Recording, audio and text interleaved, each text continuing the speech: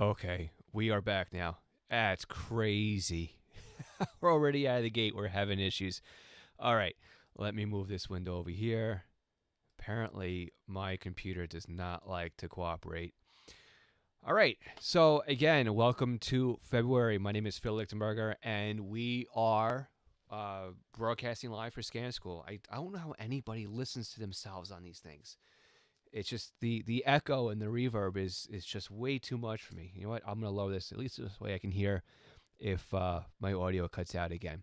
All right. So again, this is our live Q&A session. This is where I come in about once a month and I sit here and I answer your questions. So we are shaking down the system right now, right? This is basically my second month back after taking a little bit of a break from cancer treatments and shaking things out, seeing what's working, what's not working before we can, do this really like full steam ahead. So learned a thing or two about a thing or three last month. This month looks like we're already off to a good start. So I've got Chris chatting right now in the live. We've got Ray in there as well, and also Cody. If you're catching this on a replay, make sure you leave me a comment down below, and we'll circle back throughout the month and read your comments.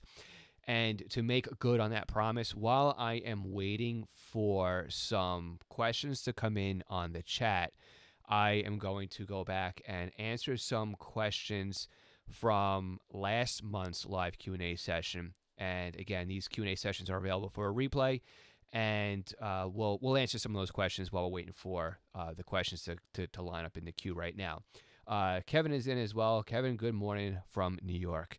All right, checking levels here. That looks good. And I actually would like to get some stats up on screen too, so I know how well we're doing. I got you guys in so many places. I've got a monitor here, a monitor here, a monitor here, and a laptop over here just to see what's doing. I'm a little paranoid that things are gonna break down today. All right, so to start, let's go over to our first question. I can't bring this on screen. I'm not that advanced right now, so I'm just gonna read it aloud to you. So our first one came in from Arthur Ross. He asked this question on last month's video. Arthur, we're going to link you over to hear from that question. So he says that he is new into the scanner radio field and just purchased a Uniden SDS 100. Congratulations, great purchase. Way to go ahead and jump in head first into the not so deep end of the scanner radio hobby. This is a good place to start, but it's a very intimidating place to start. He wants to know what the best overall antenna is other with what came with the scanner. So let's talk about really quickly the antenna that came with the scanner, why it's good, why it's not so great, and some alternatives that I'm using. Hint, it looks a little bit like this, yeah, or it could look a little bit something like this. So out of the box, right, we know that the specs, right, of our scanner radio. We know the frequency ranges that it can monitor. We know the type of modulation it can receive. We know the ins and outs of the radio, right? And you have to remember that when Uniden, maybe Whistler, if they ever come back around again, or anybody else, produces a scanner radio, they are going to include an antenna that will be a blanket coverage type of antenna, because that's what their box is for, right? That's what the radio is for. The radio receives, say, from 25 megahertz to 1.3 gig. Okay, well, we need what I like to call an equal opportunity offender. You can't have an antenna that works really, really great somewhere and really, really poorly someplace else, right? You need to have something that's going to have a wide range of frequencies, and everything kind of averages out is what happens. It's the same as putting a disc cone antenna on your house. You have an antenna that's got a really broad range that it will work through, but there's really no real set of sweet spots that would make it an outstanding performer. So we have to realize that when we get our scanner radios, right? That this antenna is going to be low band, VHF, UHF, 700, 800. So we have to take a look at what it is that we want to monitor with our radios. So whether that be P25, NXDN, DMR, analog, that doesn't matter. AM, FM, modulation schemes, digital, analog, that we can table for this discussion. We don't need to worry about that. What we need to worry about, though, are the frequency ranges that we want to monitor with our scanner radio. So if we're looking for, say, only 700 and 800, we don't really care about low band, we don't care about VHF or UHF, then we're going to want a antenna for our radio that performs really, really, really well in the 700, 800 spectrum. Likewise, if we're looking for something that does UHF or VHF or UHF and 700, 800 or VHF and UHF or VHF, UHF, you get what I'm saying, right? We need to figure out what it is we want from our radios. Now, what do you want from your radio? What I want from my radio can be two different things. So I really can't answer this exact, but I can lead you to make a good decision for what you need. So to start, let's just say we're going to monitor just 700, 800, right? Remtronics makes a really great antenna for this. It's nice, it's flexible, it's what I have on my scanner, and I'm using this even though I do monitor VHF and UHF. I kind of know that, all right, I'm going to take a compromise there, but I like this antenna. I like it's flexible. I like that it is going to have some give on it, and it's not going to put a lot of stress on the antenna mount. Now, one of the things we have to remember with this scanner radio, and I don't have my Skycam set up right now, which it's my top-down camera, and it's locked into place over here, but I do have a desk cam that goes down. I just didn't interface with it today. But if we look here, you can kind of see, as we pan from front to back, that SMA connector, right, that's the antenna connector. There's a jacket around it, okay? It's recessed. We need an antenna that is going to go into this plastic housing and down a little bit further. A standard aftermarket antenna, like a diamond, which I love diamond antennas, will not work on this without an SMA barrel connector. And then that ends up happening is you put a lot of stress on this center, this SMA connector, and that could come off the board. We don't want that. So what Remtronics did is they make a line of antennas, and again, I know it's not really going to focus here. Nope. Testing out my camera. This antenna here will go into that little recess, and that center pin will make a connection, will mate into the pin here, all right, to be, PG-13 here. The male connector here will go into the female connector here, okay, and then they mate, and all is good in life. So we need an antenna that does that. This Remtronics is the 820, I believe, and this is a great antenna for 700 and 800. And what I am going to do is I am going to drop an affiliate link for Scanner Master. And what this will allow you to do is just link directly to that antenna, if I can find my mouse. And if you use this link, it will help support this channel and our podcast. It's an affiliate link. We'll make a commission off the sale. And full disclosure, just about any link I post into my chat will be an affiliate link. So with that said, the next antenna I would look at would be this tri-bander antenna. Now, this is out of stock at Scanner Master, but you can find it around. Pricing on this varies. I know that there's another scanner company that rhymes with or sounds like Zit. They were charging a little bit more for this, but if it's out of stock elsewhere and it's the only place to get it from, then go shop where you're comfortable shopping. I've never done business with them, but I'm sure that they're fine to work with. Again, this is a Remtronics. This is a very rigid antenna. There's really no give and no play on here. This is a tri-band, VHF, UHF, 700, 800. I haven't really played around with this one too much. I kind of bought it, unpacked it, and then threw it in the cup with the rest of my aftermarket antennas. So we're going to screw this one down on top. And you know what? This is great. If we can show, we can't really zoom in on it, but you can see the collar on it here, the silver, right? As I screw this in, it's going to recess into the scanner radio, and is now, you can say, a flush mount. So again, Much larger though, right? This is really a much larger antenna, but it will cover the VHF, UHF spectrum. Again, just so we can compare apples to apples. Not much different. Let me put my shiny head in the way here, and you can kind of see the difference on the height. All right. So again, two great options here for an antenna. In fact, let me go ahead and just drop in two more links here for you. Again, I'm going through three screens here, so I have to make sure my mouse goes from point A to point C to point B. All right. This link here that I just posted, this is the tri-band antenna. This is the one I just showed you. And Remtronics also has for this scanner a UHF 700, 800 antenna. I did not try that one. I don't have it, but the third link in the chat right now is for that antenna. All right. Catching up, we got Joseph is in from Connecticut. Joseph, I actually have a question. Maybe you asked. I'm not sure. But we'll get to it right now. This one was asked also to a response to one of our videos. And it's from Joey PCT. So Joey, I don't know if it is you or not, but this might help you out here. So what I'm going to do here is I'm going to take a really quick break, just so I can regroup myself over here, and we'll be back in just 1 second. All right. So for everybody who is back from break, or if you didn't catch a break, you got to see me just do what I have to do. We're gonna edit all that out. Don't worry. This is the joy of catching me live. You get the raw and unscripted version of everything. Black Duck is in. Great to see you, Black Duck, as well.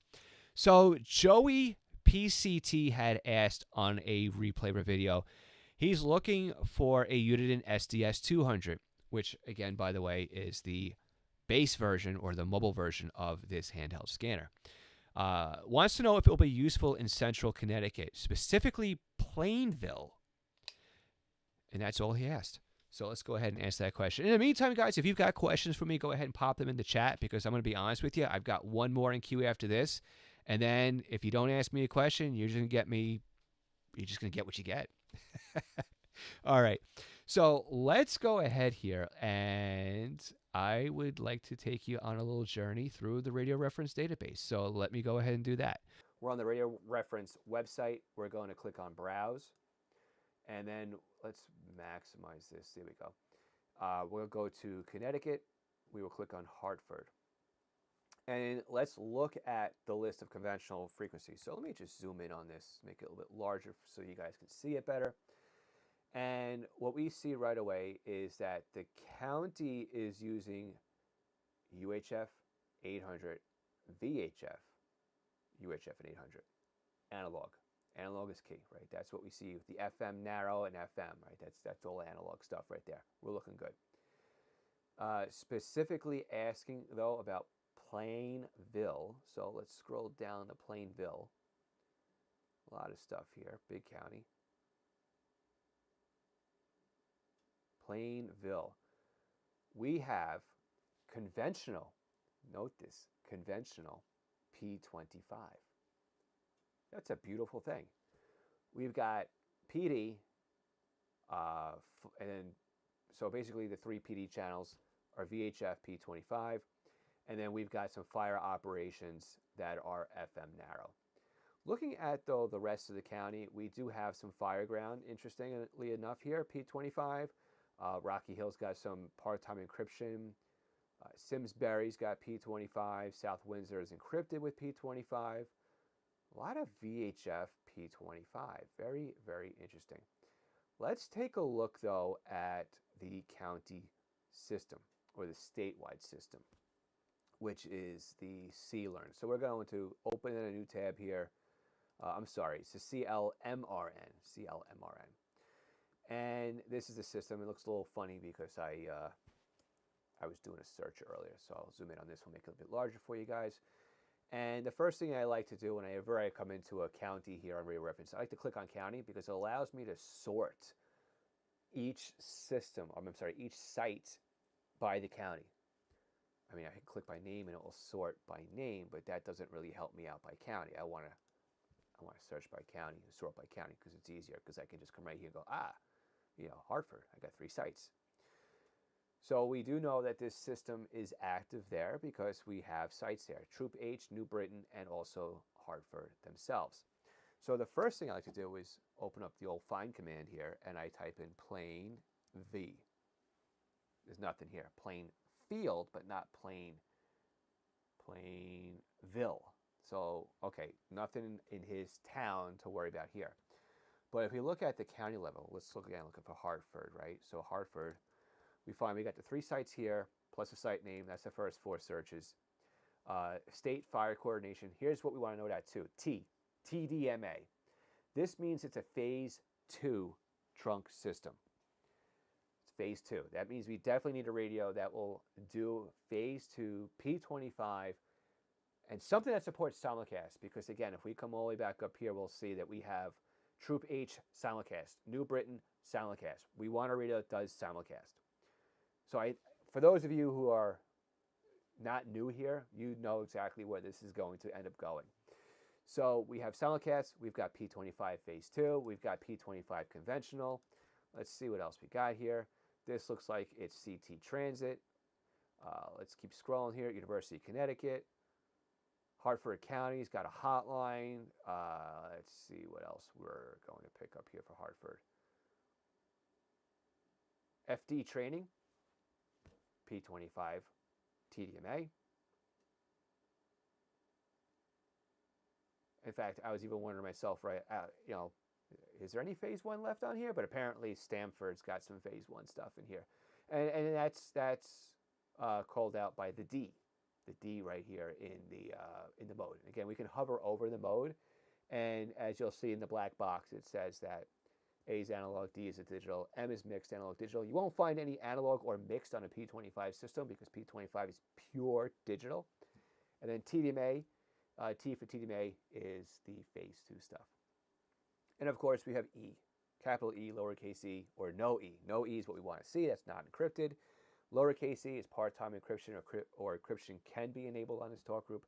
Full-time encryption, that's just the kiss of death.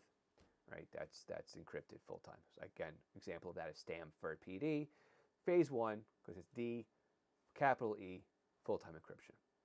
All right, so let's go back to this one here, and hopefully we don't crash the system by doing so.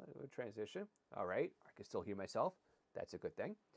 So to answer your question, it looks like the SDS 200 or the 100 for that matter would be a great choice for you, Joey, over in Connecticut. So again, the reasons for that is because we are monitoring P25 conventional. And again, older radios, if you just want the P25 conventional, you can really go on to eBay and pick any P25 scanner that is out there. So whether it be a BC785D with the added chip, the 796, the 296, a Pro 96, 2096, you can go back and save some money if all you want is just those those conventional. Man, that was almost a big mistake. I almost said analog P25. If you want those conventional P25 frequencies, that's what you are looking for, is something that can be used. An older radio, save yourself some money. But because we have a trunk system here that is simulcast, that has phase 2 TDMA, you're going to want something like the SDS 100 or the SDS 200. Both will be excellent choices for this area. So to answer your question a little bit long-windedly, you're thinking about getting the SDS 200. Beautiful. You figured it out. I hope that by the time you watch this video that you already have that radio. But in the event that you don't, I would like to drop an affiliate link over in the chat for you. I am just going to look for that really quickly. Very good. I dropped it in chat. And there's an affiliate link for the SDS 200 if you didn't already make a purchase. I really do appreciate you asking the question. All right, guys, looking at my last question over here in chat.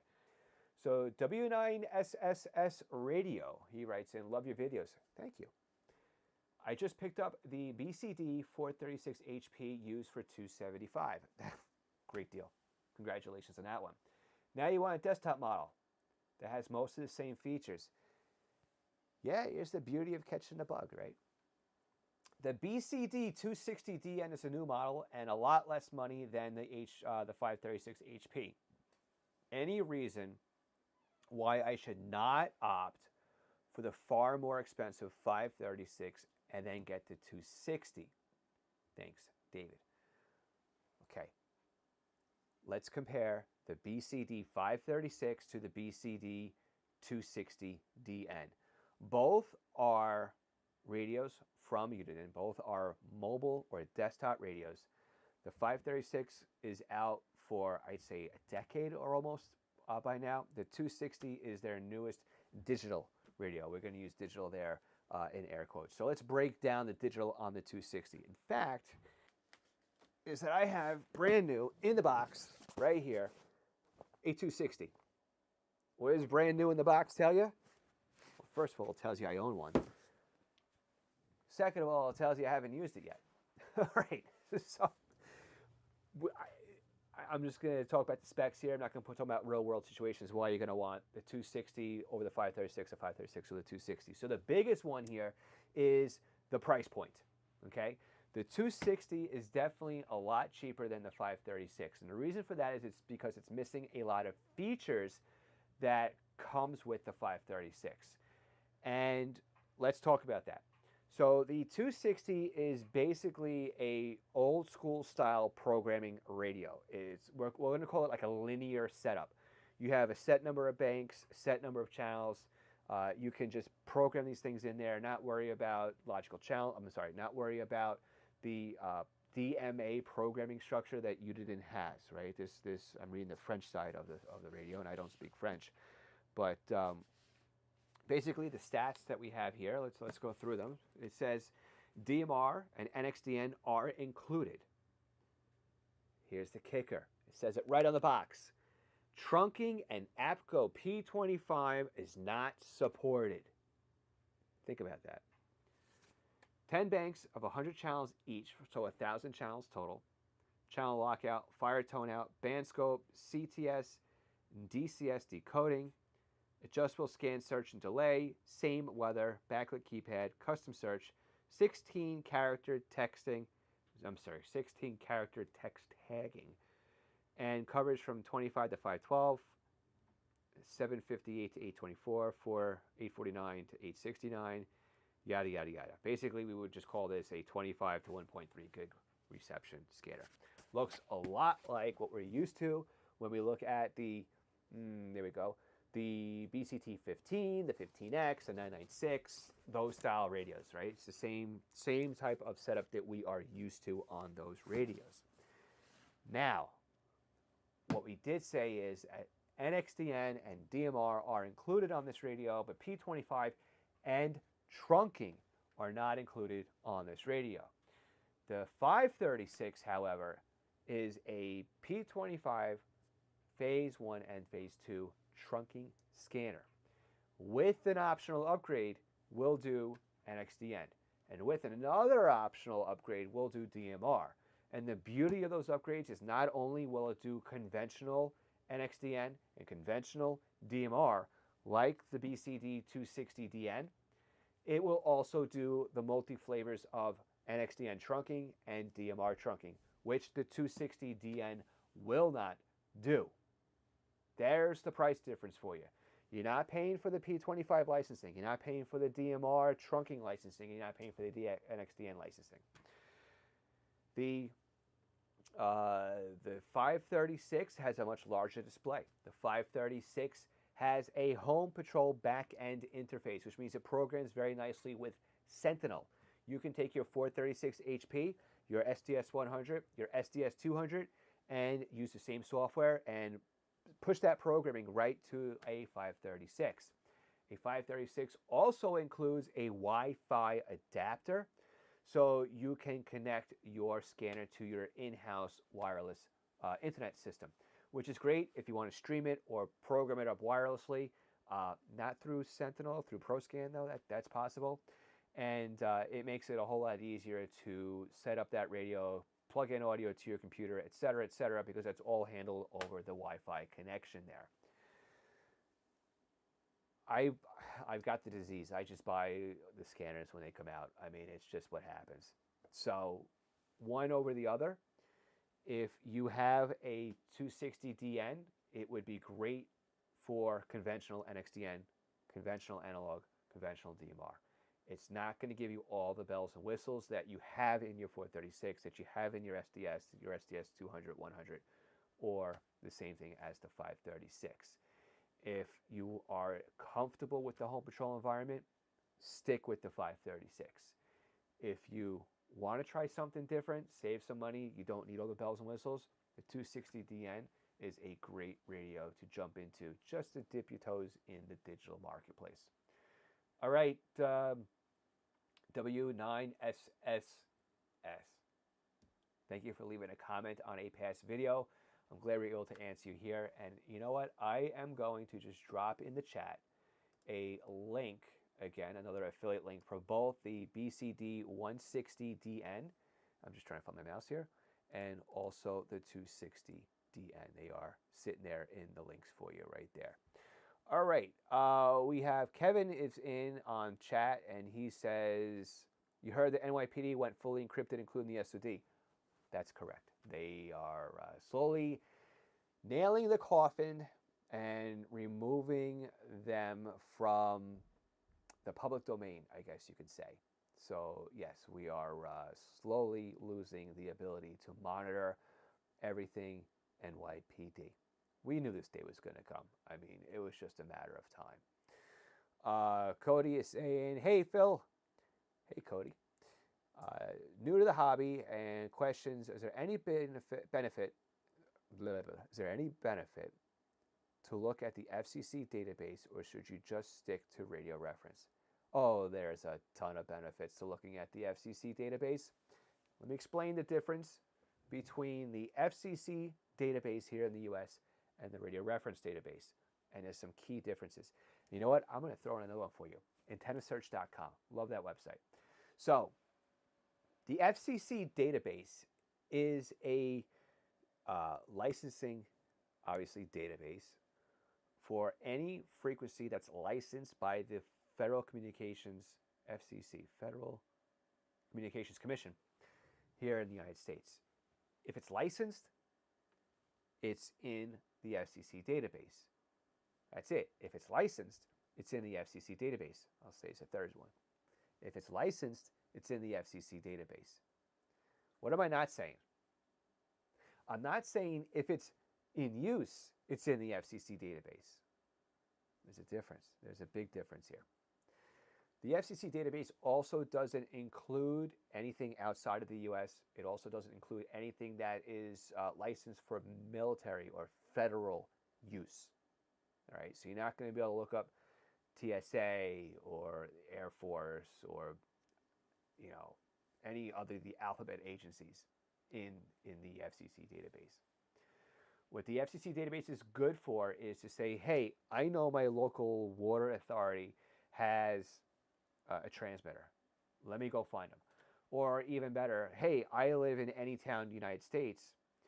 Let me look up all the licensed frequencies that are in any town. Now, the name has to be any town to find it, or you have to geotag within a certain radius around any town to find these licensed frequencies. And this is great. You know why this is good? Because you can put these frequencies into your scanner and find out if they're in use. And now that leads us into RadioReference. The RadioReference database only allows for confirmed in-use frequencies to be submitted to the database. That means that somebody can't just comb the FCC database and say, all of these are licensed, I'm submitting these to the RadioReference database. No. As a database admin, the very first question that I get or I ask is, hey, can you confirm this use? Hey, do you have a PL code, a DPL code? What's the modulation? What's the call sign? Basically, I want to know that the person who is submitting an update for the area that I'm responsible for has listened and confirmed that that frequency is in use by the agency and the specific role that they are submitting into the database. We're gatekeeping. We're gatekeepers. That's really what it comes down to, right? So the whole thing here is a frequency might be licensed, but you could have people squatting on these frequencies, and that happens because, say, the UHF spectrum is in such high demand. You will have fire departments, agencies, towns, villages, et cetera, basically squatting or licensing these frequencies for their own use, just in case they want to use them in the future. What does that do? That creates a supply and demand issue. That also means that an agency that really wants a frequency now can't get one because somebody is sitting on a frequency that they're not using. Now, this now goes back someplace different now. Let's just say that East Town has got six licenses for 6 frequencies in their domain. But West Town is trying desperately to get coordinated by the FCC, with the FCC, and they can't get coordinated because there's no more frequencies left. Because between East Town, North Town, and South Town, and Central Town, all the frequencies have been used up. So what might happen is, now I lost where I was now. Is it West Town doesn't have a frequency, or is it East Town? I don't know. Let's just believe West Town is the one that can't get a frequency. They may reach out and say, hey, East Town, North Town, South Town, Central Town, do you have any frequencies that are licensed to you that you're not using that we can use? And because East Town is sitting on 6 frequencies and they only need 3, they may say, hey, we'll let you use one of ours. Great. This is perfect. But in the FCC database, it's licensed to, shoot, I lost my train of thought again. Is it East Town that has the frequencies? East Town has the frequencies, so licensed to East Town. West Town's going to use them, or vice versa. And the FCC database is going to show you who they're licensed to, but the RadioReference database is going to show you who's actually using that frequency. Get it? There's the difference. Now, we talked about antennasearch.com. Antennasearch.com is great because you can actually put an address in there, and it will tell you all the radio licensing around you, or the towers or the antennas. And that's another way of looking at public domain registrations, aka the FCC website, to find out who's licensed in your area. So again, should you use the FCC database? Absolutely. I always say here that the secrets are in the searches, and using the FCC database is a great way to search out some frequencies that may not be listed in the RadioReference database. Cody also wants to know what's a good scanner for his area, listening to MOSWIN in Missouri. Yes. 1 second. Kevin wants to know, question, T is phase 2. Yes, T. TDMA is phase 2. All right. So the first thing we're going to look at for is, look at the wiki for additional mobile extender frequencies. So you may want to look at that. We have some analog, FM, Argyle, FM, Bell, Chamois, I don't know, is that right? Freeburg, Lynn. You're not going to get this one. This is telemetry. That's data, all right? So it says right here at the top, Osage County is using the MOSWIN system. So Sheriff uses these talk group range. Ambulance uses these talk groups. Lynn Police uses these talk groups. Okay, and mobile extenders are on 806.7 and 851.7. Okay, you know what? Let's open this in a new window here. Too many windows. All right. So we have a couple of wiki pages we can take a look at here. We have a nice map of tower sites and their locations. Hey, look at that. We tie right into the FCC locations. And I am going to click and sort by county, because if you're watching this live stream earlier, you know that that's the first thing I enjoy doing. So let's scroll down into the O's. 1, 2, 3. 3 sites. Alton, Thayer, and Rich Fountain, not Rich Mountain. None of these say simulcast. Jasper says simulcast. Green says simulcast. Ooh, I really hope that these are labeled not simulcast because they're not simulcast. So we're going to leave a little asterisk here in the corner. Let's Osage Police dispatch. That's Camden counties. Those are digital. So remember that little asterisk we put over in the corner there for a second ago? I don't see anything here that says simulcast, okay? And that could be a problem. So when you have something that's simulcast, you need a radio that can work well in a simulcast environment. That leads us down the path of an SDS 100 or the SDS 200. I don't see simulcast. I don't know these are simulcast sites. You know what? Let's take a quick look. Let's take a gander over at these. So here's the FCC webpage for this license. Let's click on a map of the license. And this license is not mappable. Beautiful. What I was trying to do here was trying to find all the sites that were the locations for this one. So let's go back to that little asterisk. I can't tell if this is a simulcast site or not. If it's a simulcast site, we'll need an SDS 100 or 200. If it's not a simulcast site, a P25 scanner that doesn't have to do P25 phase 2 because we don't have P25 phase 2 there. Swap it back over here. That's phase 1. So we can get away with something like a P25, a BCD 325 P2.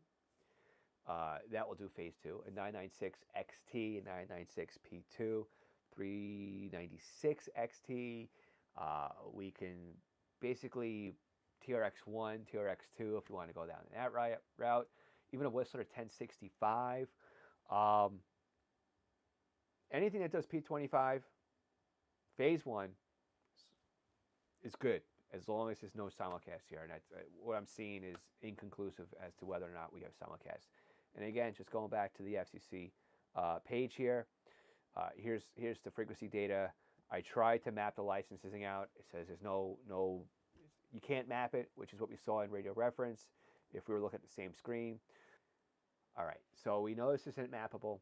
We know that we're on the fence as to whether or not this is simulcast or not. So let's just say it's not simulcast, and you should be able to save $1 or $2 and go for a older P25 phase 1 scanner. I think Cody, that was you. Yes, Cody. Thank you so much for asking the question. Hopefully, I was able to answer that one for you. Let's take a look here. 2-part question from Decca. All right. I live in the Greensboro County of North Carolina. I was wondering if the BCD 160DN would be a good fit here. A lot of NXDN and DMR. Is it easy to blind people as the SR30C? I don't know as far as the ease of use. Brand new in the box. What does brand new in the box tell you? It tells you that I have one, but I haven't used it yet. Is it as easy to use as the SR30C? It's the same radio, basically, with just different guts on the inside. So if you have the feel of the radio, if you have the keys down, it's going to pretty much be the exact same setup. Again, it's a linear memory setup, so it's 10 banks of 1,000 channels. 10 banks of 100 channels to get you 1,000 total. And I was reading the French side of this, and yeah, I can read my numbers in French because they're the same in English. 100 and 10 and 1000. It's all the same no matter how you're reading it. So that's all here. So will the 160DN or the 260DN, will that work in your area? You have some NXDN and DMR. Is it as easy for blind people? I'd say if you're good with the SR30, you'll be okay with this. The programming is going to be a little bit different because there is some digital on there. But my assumption is from using other scanner radios that were P25, NXDN, and DMR, if you just put the frequency in there, the scanner is going to discover on its own if it's P25, DMR, NXDN. Of course, this scanner, the 160, won't tell you if it's P25 because it can't do P25. But it should find out on its own if it's DMR, NXDN, or analog. So let's take a quick look over here and see Greensboro area of North Carolina. Browse. It still works. That was a forced transition, see? North Carolina. And that one I knew. I knew what that one was on the map. See? Did we say Greensboro? Where is this?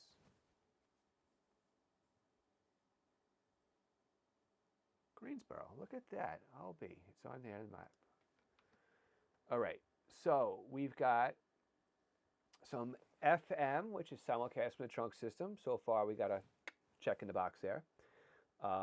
Greensboro Police. Oh, most city operates on this P25 system. AT State University and North Carolina. I am not seeing in Guilford County much NXDN or DMR here. Let me read the question one more time. Greensboro area of North Carolina.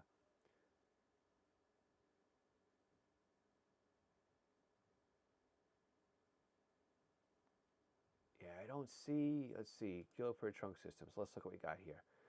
Okay, we've got Duke, United Energy, Greensboro. Well, we have to worry about that one. Ooh, the Viper. All right, let's close this one out. Let's look at the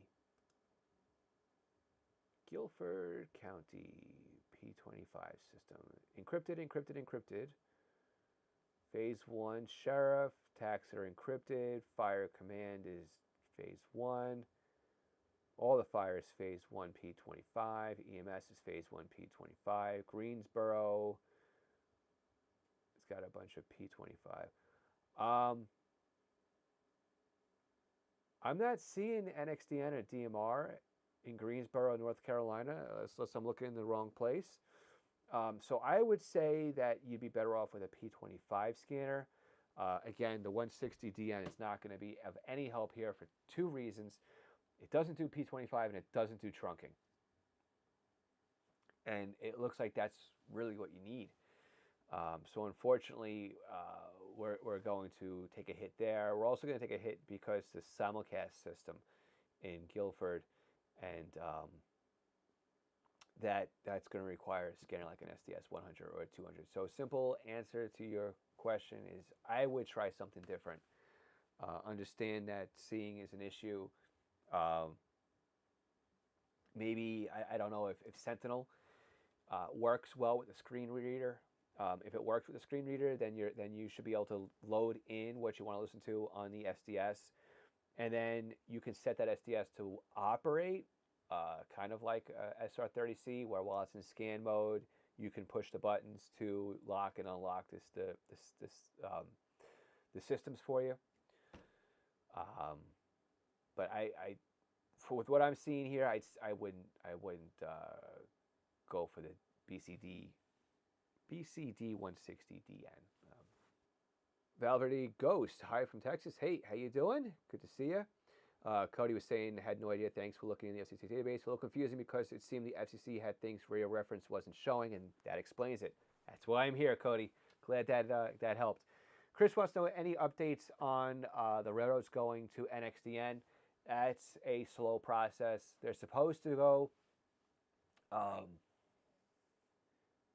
don't have a timeline for you. It's at their own pace type of deal. So it's going to take some time. It's a slow roll. No pun intended there. Let's see. Mike has an old Radio Shack, an old Radio Shack Pro 2042. Is it still useful? It would still be useful for certain things depending where you live. If you have FM analog, beautiful. Listen to it till the cows come home. Amateur radio, GMRS, FRS, NOAA weather radio. There's always going to be analog out there. It's just a matter of how much analog is going to be where you want to be or where you are. Again, a lot of things are moving over to P25 and the trunking as they get their government grants to build up the newer, to the latest and greatest. So it depends on where you are. Like where I am, that radio all day long will be fine because my fire that I listen to is analog. The police, however, are P25 and they're encrypted. So whether I'm using the latest and greatest scanner or a brick, I'm going to hear the exact same thing. So a 2042, while it's still old, is still useful depending on what it is that you want to listen to. Marine, rails, aviation, just some more suggestions for you on that one. All right, Cody is up. We got Cody's question. Ray, great, good to see you in there. Is DMR encryption possible? Absolutely, absolutely, it's possible, and it does happen. I have a DMR frequency that is unintelligible. You do have the DRM key on your SDS 100 DMR key. Yes, you can encrypt a DMR signal. Absolutely. You can encrypt NXDN also.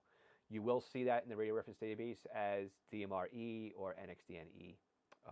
If it's not there and you do know it's encrypted, then you can go ahead and submit that as updated information to the database.